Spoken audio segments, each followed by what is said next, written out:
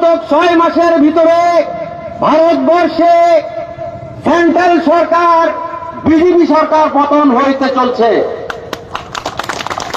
এখন যদি চন্দ্রবাবু নাইডু উনি যদি অল্প বিমুখ হন বিজেপির, ভারতবর্ষে কংগ্রেসের কোয়ালিশন সরকার হয়তো আমরা পাব। তাই আমাদের সুদিন আসতেছে। আপনারা আমাদের মানকাছার সমষ্টিতে যেভাবে এমপি ইলেকশনে আমাদের এমপি রকিবুল সাহেবকে যেভাবে ভোট দিয়েছেন, আগন্তুক পঞ্চায়েত ইলেকশনে তথা 26-এ এমএলএ ইলেকশনে তার থেকে দ্বিগুণ ভোট দিতে হবে ভাই আমাদের। আমরা ইউডিএফ কে মুছিয়ে দেব, এজিপি বিজেপি কে মুছিয়ে দেব মানকাছার সমষ্টির থেকে, না কি বলেন ভাই? আমিও এর আগে বিজেপি করতাম, এজিপি করতাম, কিন্তু কালাপানি সমবায় সমিতির নির্বাচনে এজিপি ইউডিএফ আমার সাথে বিশ্বাসঘাতকতা করে ভোটের 3 দিন আগে ব্যালট পেপারের থেকে, ব্যানারে থেকে এবং পোস্টারে থেকে আমার বিজেপির 3টা প্রার্থীর নাম কর্তন করে দিয়েছিল ভাই, আপনারা সবাই জানেন। কিন্তু আপনারা দয়া করে এই ক্ষুদ্র ব্যক্তিকে আপনাদের মহামূল্যবান ভোট দিয়ে আমাকে বিপুল ভোটে পার করে দিয়েছিলেন।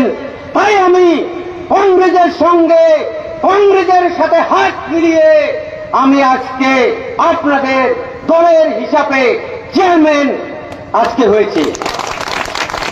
তার জন্য আপনারা যারা আমাকে ভোট দিয়েছেন এবং যারা আমাকে হারে হিমুজে যথেষ্ট পরিশ্রম করে আমি এখানে এর কৃতজ্ঞতা স্বীকার করব।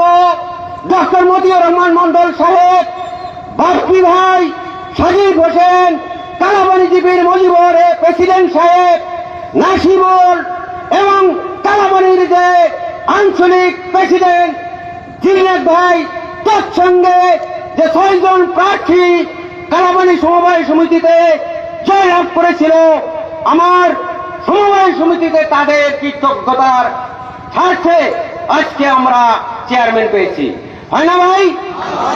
অশেষ চেষ্টার ফলে এর বিনিময়ে ইউডিএফ দল, এজিপি দল আমাদের উপরে বিভিন্ন ধরনের অপপ্রচার চালিয়ে, বিভিন্ন ধরনের অপকর্ম করে আমাদের এই চেয়ারম্যান বন্ধ করার জন্য বিভিন্ন ধরনের কেস ইত্যাদি বহুত কিছু করেছিল। কিন্তু আল্লাহ পাক সহায় করেছে, সবারই দোয়া আছে। তাই আমরা আল্লাহ পাকের সেই অসীম দোয়ার বলে আপনাদের আমরা আজকে কংগ্রেসের দলের তরফ থেকে সমবায় সমিতি দখল করতে পারছি ভাই। তাই আমি দোয়া রাখি যে আপনারা শক্তিশালী হন, জনসাধারণ যেখানে সমস্ত কিছুই সেখানে গণতন্ত্র দেশ, রাইজেই রাজা। তাই আপনারা ভয় করার কোনো কারণ নাই। ইনশাল্লাহ আমাদের যোগ্য নেতা ডক্টর মতিউর রহমান মন্ডল সাহেব আছে, ওনার যোগ্য ছেলে বাপ্পি ভাই আছে এবং বিভিন্ন পর্যায়ের কংগ্রেস কর্মী যারা আছেন, বিভিন্ন পদবিতে আছেন, তারাও সঠিক আপনাদেরকে নেতৃত্ব দিয়ে আমাদের আগন্তুক পঞ্চায়েত নির্বাচনে আমি তো জোর গলায় বলতে পারি যে মানকাছার সমষ্টিতে এমডিসি আমাদের 4টাই আসতে লাগে, যেটা ভোটের ব্যাপার, এবং পঞ্চায়েত, আঞ্চলিক পঞ্চায়েত আমাদের কংগ্রেস দলে ইনশাল্লাহ দখল করবে, না কি বলেন ভাইরা? ইনশাল্লাহ আপনাদের কোনো ভয় নাই। আপনারা ভোট খুলিয়ে কংগ্রেস দল করে যান, আপনাদেরকে কেউ কোনো ভয় দেখে আর লাভ নাই, না লাভ আছে ভাই? ইনশাল্লাহ ভয় করার কোনো কারণ নাই। আইন আইনের লাইনেই চলবে, সে বিজেপি করুক, এজিপি করুক, কংগ্রেস করুক আর বিএফ করুক, আইন আইনের লাইনে চলবে ভাই। আইন সবার জন্য। আমার সংবিধানে যেটা নীতি লিপিবদ্ধ করেছে তার বাইরে কেউ যাইতে পারবে না।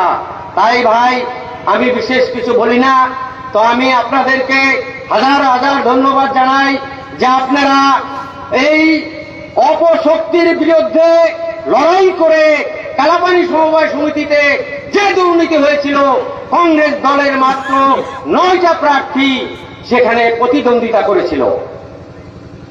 আমি পুরা সাহস দিয়েছিলাম, যারা নেতৃত্ব দিচ্ছে তারা জানে, আমি 100 বার বলছি আপনারা খেলেন, 9 জনেই খেলেন, কিন্তু অল্প ভুলের জন্য হয়তো আরো কিছু চেষ্টা করলে 9টাই জিততো ভাই, সামান্য ভুলের জন্য হয়তো 6টা জিতছে। তো ধন্যবাদ, ইনশাআল্লাহ আল্লাহ পাক সব ভালো জানেন, তাই 6টা জিতছেন। এবং আমার সাথে হয়তো আমরা বিজেপির থেকে 2 জন আছিলাম, তাই আমরা মিল করে কংগ্রেসের সহযোগী নিয়ে কংগ্রেসের সাথে কংগ্রেস হয়ে আমরা সমবায় সমিতি দখল করেছি, নাকি ভাই? আজকে আপনাদের কালাপানি সমবায় সমিতির কমিটি আমি এখানে ঘোষণা দিয়ে যাই, এটা কংগ্রেসের চেয়ারম্যান। আপনারা ইনশাআল্লাহ, আমি বড় আকারে জয়েনিং নিব। আমাদের ডক্টর মতিউর রহমান মন্ডল সাহেব, ওনার সুযোগ্য পুত্র বাপ্পি ভাই সাহেব এবং মানকাচর সমষ্টিতে যে ব্লক প্রেসিডেন্ট যারা আছে সবাইকে নিয়ে এবং সমস্ত ভোটার এবং আপনাদের সামনে আমি জয়েনিং মিটিং একটা দিয়ে সেদিন আমি আনুষ্ঠানিকভাবে জয়েন করব। আমি আজকে আপনাদের সামনে ওয়াদা দিলাম। তো যাই হোক, আমার বক্তব্য এইটুকুই। তো আমার বক্তব্যের মাঝখানে যদি কোনো ধরনের ভুল ত্রুটি হয়ে থাকে, নিজেদের ভাই এবং ছেলে হিসাবে ক্ষমা করবেন। ধন্যবাদ।